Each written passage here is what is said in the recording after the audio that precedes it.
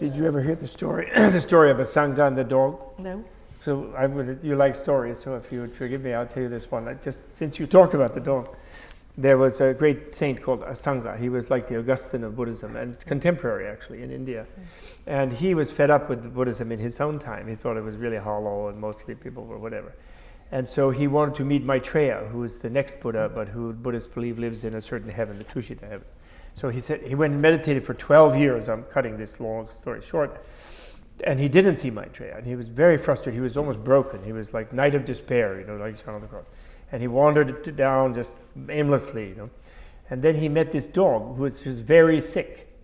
And the dog actually had like maggots in its living flesh, like an Indian really messed up dog, And the dog was like this to him in the road.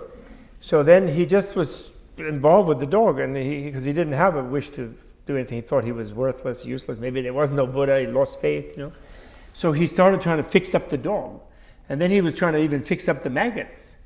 He actually cut his thigh to make a place for the maggots to live so he could then move them somewhere else to maggot heaven. I don't know why. He didn't want to kill the maggot.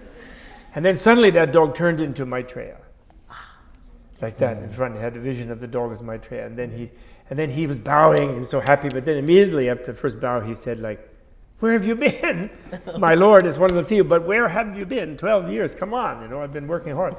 And the Maitreya said, "I've been with you the whole time. I'm always with you.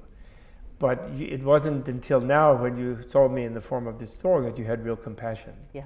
And without compassion, you cannot perceive love when it's in front of you." Maitreya means love, and Buddhist thing. So I thought you'd like that. I love it. I love it.